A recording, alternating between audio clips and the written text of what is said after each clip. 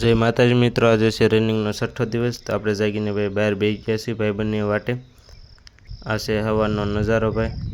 ભાઈબંધ આવે એટલે આપણે દોડવા લાગશું, એની વાટે સીવી આવે એટલે દોડવા લાગશું। ભાઈબંધ આવી ગયો પછી મેં બે ભાઈ દોડવા લાગ્યા છીએ। ધીમે ધીમે દોડશું ભાઈ, પછી સ્પીડ વધારશું। આ છે મેરડીમાનું મંદિર। તો અમે દોડતા દોડતા ભાઈ દર્શન કરી લીધા છે અને પછી પાછા દોડવા લાગ્યા છીએ। આજે કાલે 2 કિલોમીટર પૂરું કર્યું હતું, આજે 2.5-3 કિલોમીટર પૂરું કરવાનું છે। તો અમે ભાઈ ધીમે ધીમે દોડવાનું ચાલુ કરી દીધું છે। આજે 3 કિલોમીટર રનિંગ કરવાનું છે।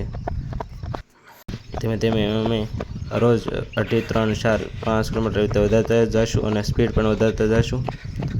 હવે 3 કિલોમીટર દોડીને આજે આપણે કરીશું કસરત।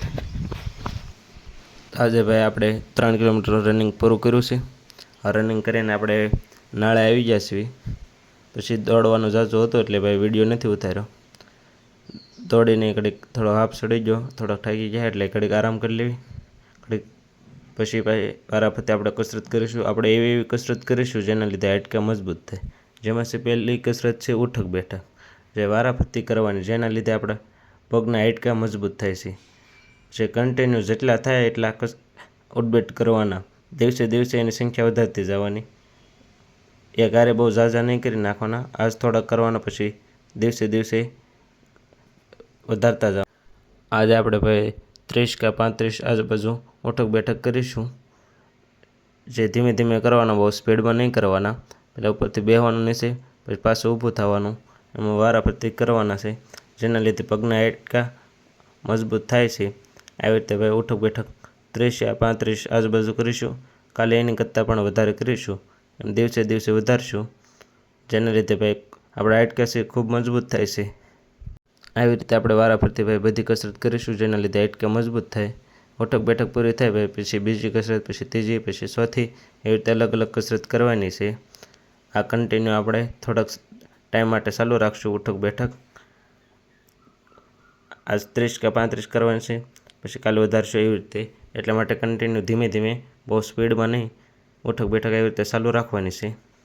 હું ઉઠક બેઠક કરું ને ભાઈ ભાઈબંધો વાતું કરાવે, એને વાતું કરતા જઈએ અને ઉઠક બેઠક કરતો જાઉં છું। ઉઠક બેઠક પૂરી થાય પછી આપણે કરીશું બીજી કસરત। ઉઠક બેઠક પૂરી કરીને હવે આપણે થોડોક આરામ લઈને હવે ભાઈ આપણે કરીશું બીજી કસરત, જેમાં આપણે કરવાનું છે આજ પુશઅપ। પુશઅપ કરવાથી પણ ઘણા હાડકાં મજબૂત થાય છે। જેમાં હાથ અને છાતી છે એના હાડકાં ખૂબ મજબૂત થાય છે। આવી રીતે ભાઈ આગળ હાથ રાખીને પાછળ પગ રાખીને આપણે આજ થોડાક કર્યા હતા ભાઈ, થાકી ગયા પછી થોડોક પોરો ખાઈને ભાઈ બીજા ચાલુ કરશું। એમ 10-15 પુશઅપ આજ કરશું, એમ વારાફરતી પુશઅપ કરશું, જેના લીધે હાડકાં, હાથ અને છાતીના મજબૂત થાય છે। આવી રીતે હાથ આગળ રાખીને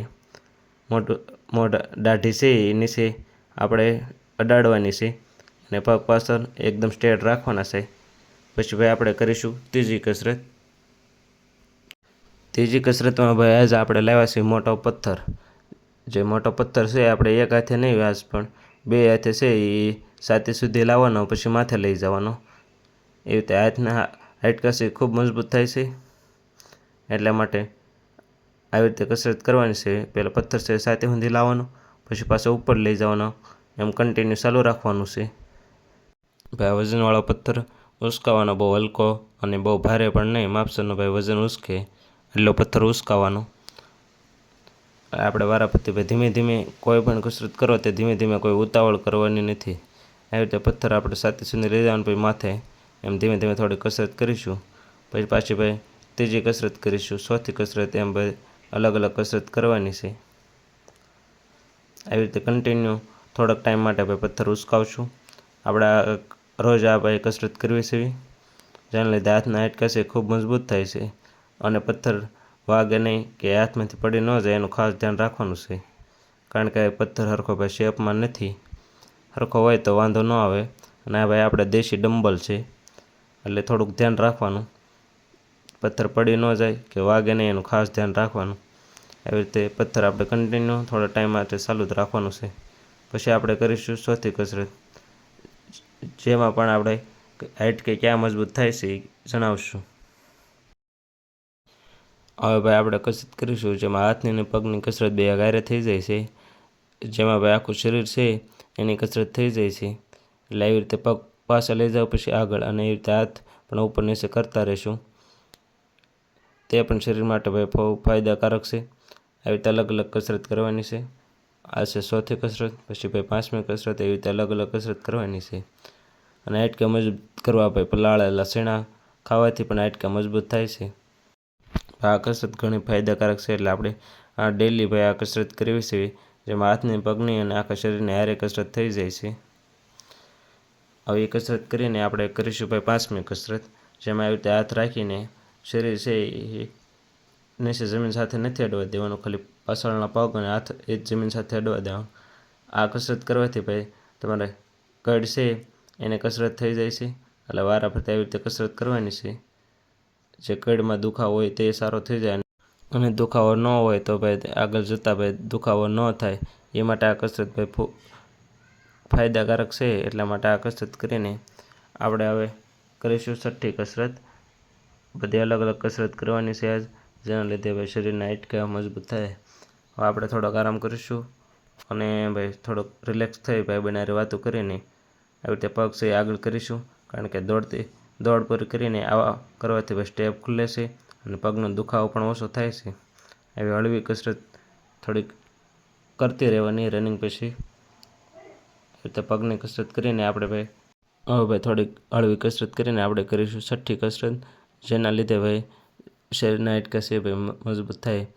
આવી રીતે આપણે ભાઈ હાથ ફેરવશું, જેના લીધે કડ છે એ દુખવા ન આવે.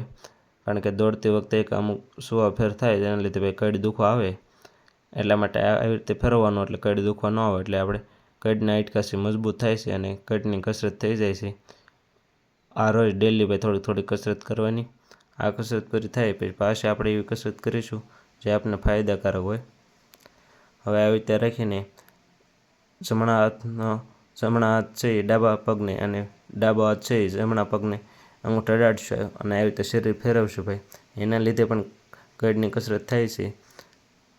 આ કસરત પણ ખૂબ ફાયદાકારક છે. આ છે ભાઈ સાતમી કસરત આપણે. અને દોડવાથી પણ શરીરના હાડકાં ખૂબ મજબૂત થાય છે. એટલે મેન તો ભાઈ રનિંગ છે. આપણા ભાઈ રસ્તા વિશે કસરત કરી એટલે વાહન આવે એટલે ઘડીક ઊભું રહી જવું પણ વહેલા સવારે હોય એટલે ઓછા વાહન આવે એટલે વાંધો ન આવે. ઘડીક વાહન આવે એટલે આપણે ઘડીક સાઈડમાં થઈ જવી. પછી પાછી આવી રીતે કસરત આપણે કન્ટિન્યુ ચાલુ રાખશું. એવી રીતે રોજ આપણે ભાઈ અલગ અલગ કસરત કરવાની છે. તો ભાઈ બીજી કસરત સાથે આપણે મળીશું ભાઈ બીજા વિડીયોમાં. તો વિડીયો કન્ટિન્યુ જોતા રહેજો ડેલી.